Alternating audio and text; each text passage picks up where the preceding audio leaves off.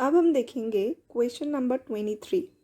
Question number 23 है, in a reaction A plus B2 goes to AB2, identify the limiting reagent if any in the following reaction mixtures।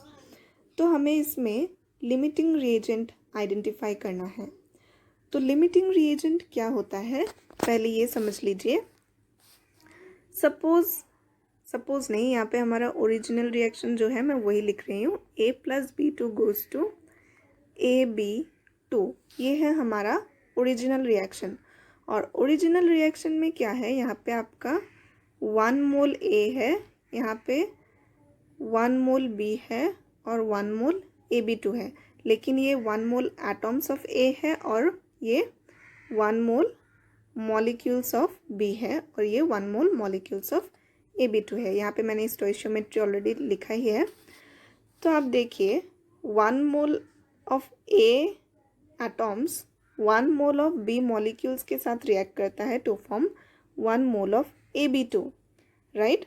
लेकिन अगर हम यहाँ पे A का या फिर B का अमाउंट जो है थोड़ा सा चेंज करते हैं तो क्या होता है, समटाइम्स आइदर A का कुछ पार्ट या फिर B का कुछ पार्ट जो है अनरिएक्टेड रह जाता है, ठीक है, और कोई एक, दोनों में से कोई एक कंप्लीटली रिएक्ट करता है।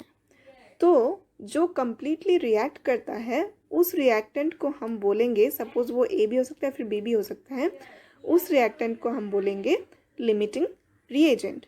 तो चलिए अब हम क्वेश्चंस में देखेंगे कि कौन सा लिमिटिंग रिएजेंट है, हमें वही आइडेंटिफाई करना है। तो पहला क्वेश्चन है 300 atoms of A reacts with 200 molecules of B। तो इसका आंसर देखते हैं, चलिए। Since 1 mole atoms of A react with 1 mole molecules of B, ये मैंने आपको स्टोइशियोमेट्री दिखाया ऊपर में कि हमारा ओरिजिनल रिएक्शन में 1 mole of atom of A react कर रहा है 1 मोल मॉलिक्यूल ऑफ B के साथ। तो हमारे क्वेश्चन में क्या था, 300 एटम्स ऑफ A दिया गया है और 200 मॉलिक्यूल्स ऑफ B दिया गया है, राइट।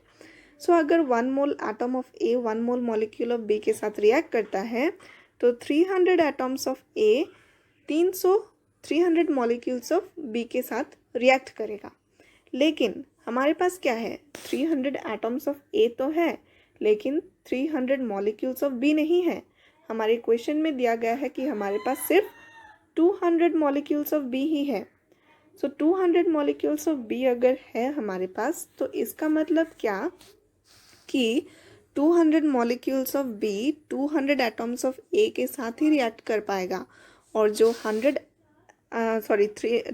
एटम्स ऑफ A के साथ ही रिएक्ट कर पाएगा और जो एक्स्ट्रा 100 एटम्स हैं A के वो अनरिएक्टेड रह जाएंगे। तो इसका मतलब इस क्वेश्चन में आपका B पूरा कंप्लीटली रिएक्ट कर पा रहा है पर A का जो सम पार्ट है, जो कुछ पार्ट है वो आपका अनरिएक्टेड रह जा रहा है। तो इसका मतलब B हमारा लिमिटिंग रिएजेंट है इस क्वेश्चन में। सेकंड क्वेश्चन देखते हैं, चलिए। तो हमारा सेकंड क्वेश्चन जो है 2 मोल्स ऑफ A दिया गया है, 3 मोल्स ऑफ B के साथ रिएक्ट कर रहा है। तो since 1 mole of A react with 1 mole of B, हमने वो स्टोइशियोमेट्री में देखा, तो 2 मोल of A 2 mole of B के साथ रिएक्ट करना चाहिए, राइट, अकॉर्डिंग टू स्टोइशियोमेट्री। लेकिन हमारे पास 2 मोल ऑफ A तो है पर मोल्स ऑफ B जो है वो 3 मोल्स है। सो 3 मोल्स ऑफ B को रिएक्ट करने के लिए 3 मोल्स ऑफ A की ज़रूरत थी, लेकिन यहाँ पे हमारे पास सिर्फ 2 मोल्स ऑफ A ही है। मतलब जो 3 मोल्स ऑफ B है वो 3 मोल्स ऑफ A के साथ रिएक्ट नहीं कर पाएगा।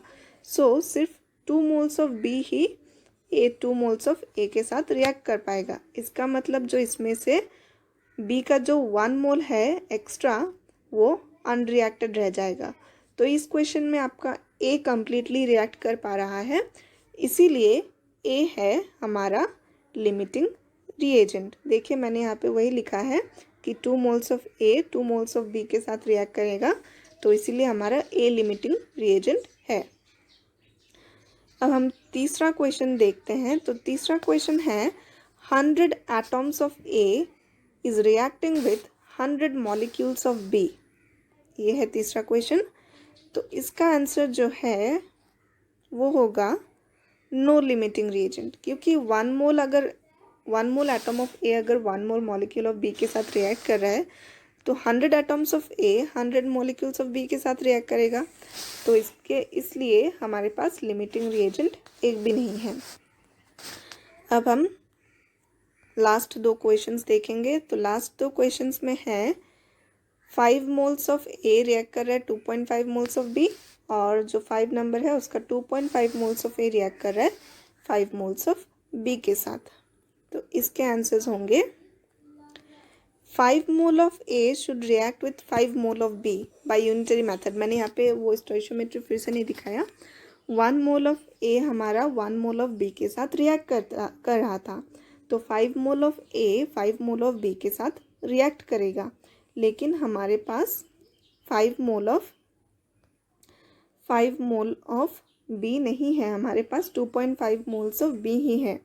तो इसका मतलब 2.5 moles of B 2.5 moles of A के साथ रिएक्ट करेगा। तो 2.5 मोल्स ऑफ ए जो है वो अनरिएक्टेड रह जाएंगे, इसलिए हमारे यहाँ बी लिमिटिंग रिएजेंट है। और ठीक उसका उल्टा नंबर 5 में था, हमारे पास 2.5 मोल्स ऑफ ए हैं, तो 2.5 moles of A 2.5 moles of B के साथ ही रिएक्ट कर पाएंगे, लेकिन हमारे पास बी 5 मोल्स है। तो 5 मोल्स में से आपका 2.5 मोल्स जो है वो अनरिएक्टेड रह जाएंगे, इसीलिए हमारे यहाँ पे ए लिमिटिंग रिएजेंट है।